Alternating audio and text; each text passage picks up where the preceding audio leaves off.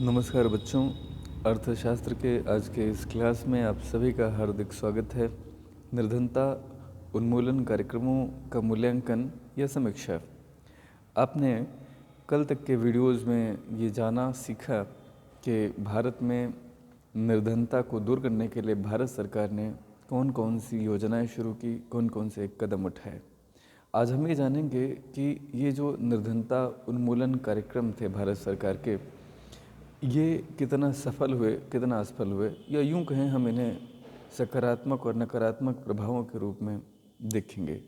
तो अगर हम सबसे पहले निर्धनता उन्मूलन कार्यक्रमों की उपलब्धियों की बात करें या सकारात्मक प्रभावों की बात करें, तो इसमें सबसे पहला जो प्रभाव पड़ता है वह ये कि ग्रामीण क्षेत्रों में रोजगार और आय के स्तर में कुछ सुधार हुआ है। ठीक है, देखा गया क्योंकि बहुत योजनाएं चली तो लोगों में उन्हें रोज़गार मिला, उनकी आय में सुधार हुआ है, ये आंकड़े भी बताते हैं और ये स्पष्ट रूप से देखा जा सकता है। दूसरा, निर्धनता उन्मूलन कार्यक्रमों के कारण पिछड़े क्षेत्रों के लोगों की मजदूरी दर में वृद्धि हुई है। यानी कि पहले जहां उन्हें प्रतिदिन का 100 रुपये के आसपास मिल रहा था, अभी उन्हें 200, 250 रुपये, 220 रुपये के आसपास मिल रहा है।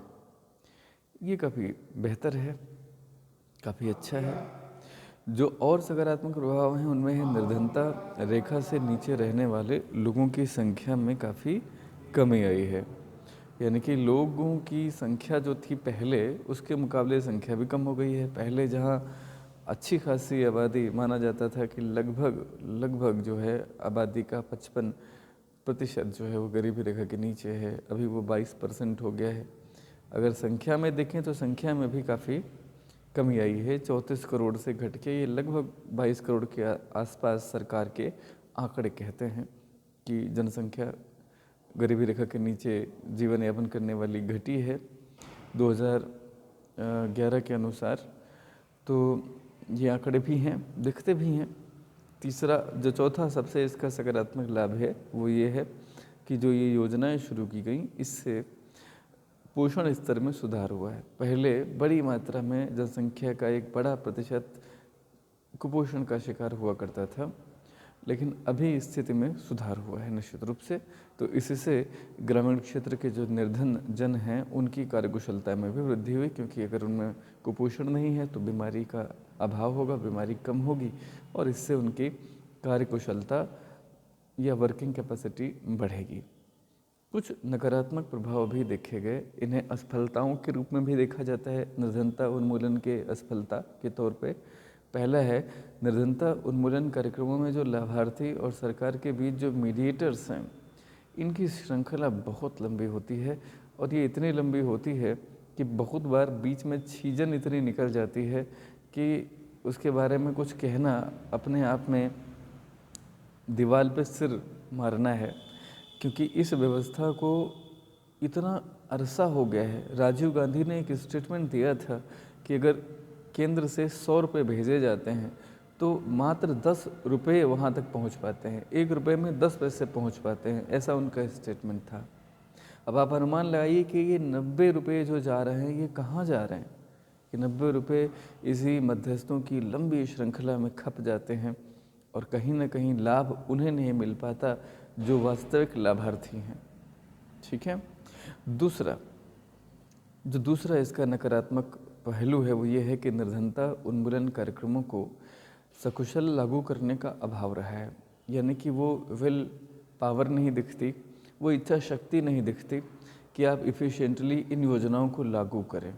उद्देश्य सरकारों का कहीं ना कहीं योजनाओं को इंट्रोड्यूस करने में है, क्योंकि योजनाओं को इंट्रोड्यूस कर देते हैं अगर आप, तो जनता को दिखता है कि हाँ, ये हमारा नेता है जो हमारे लिए दिन रात काम कर रहा है।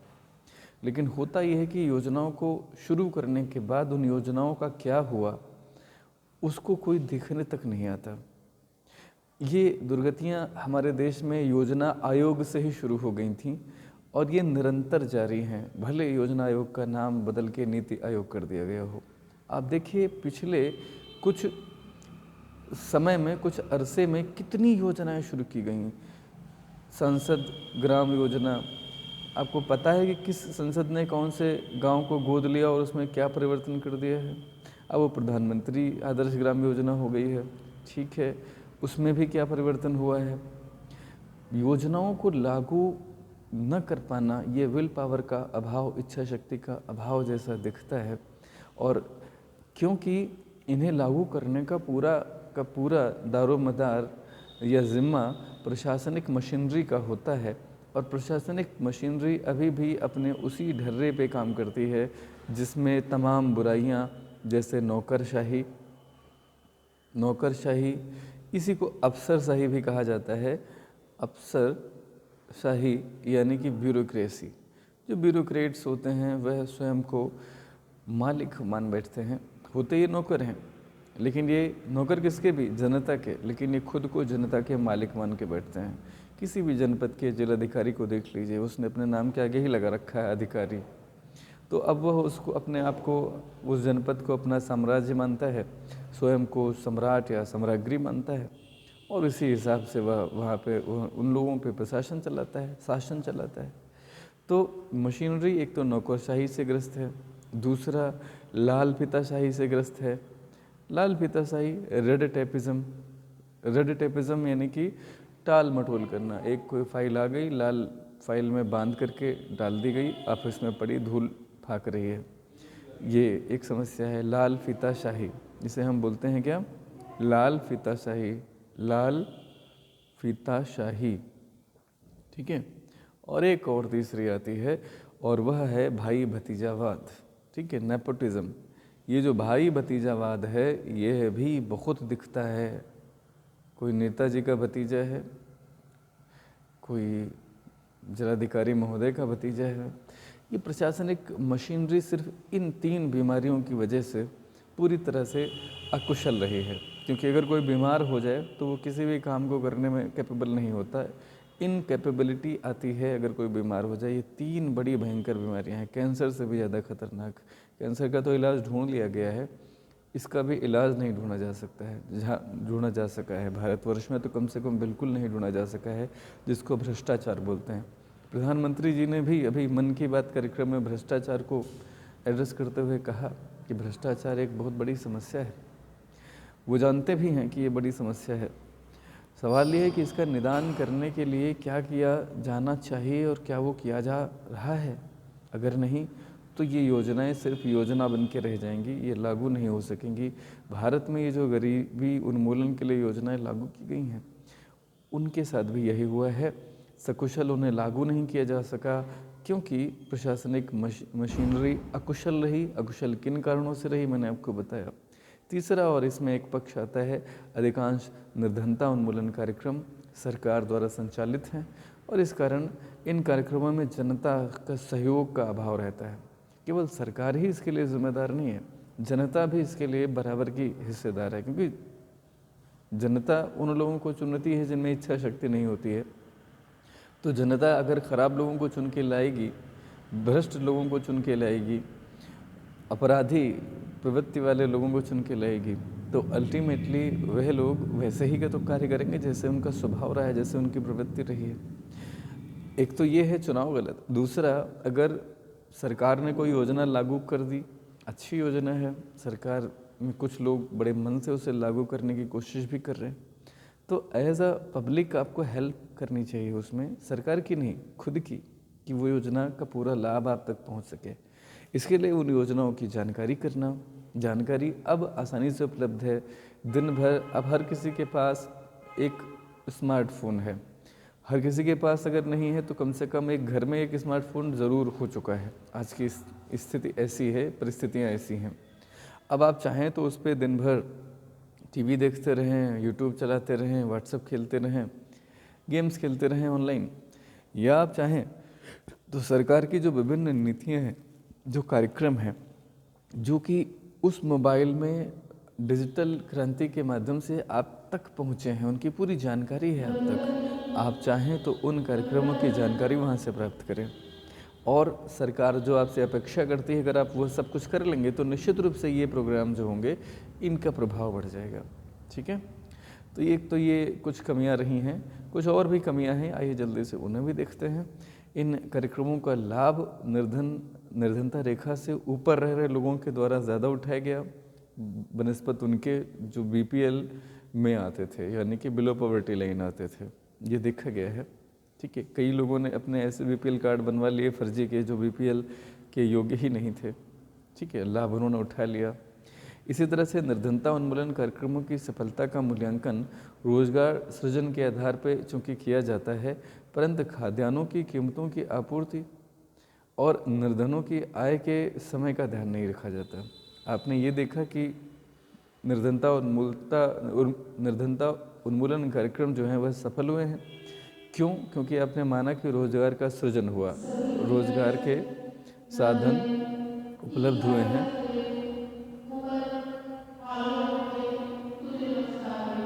का समय क्या रहा है, मतलब पहले निर्धनों की आय क्या थी, अभी आय बढ़ गई, ठीक है, लेकिन महंगाई कितनी बढ़ गई, इस पर सरकार ने ध्यान नहीं दिया।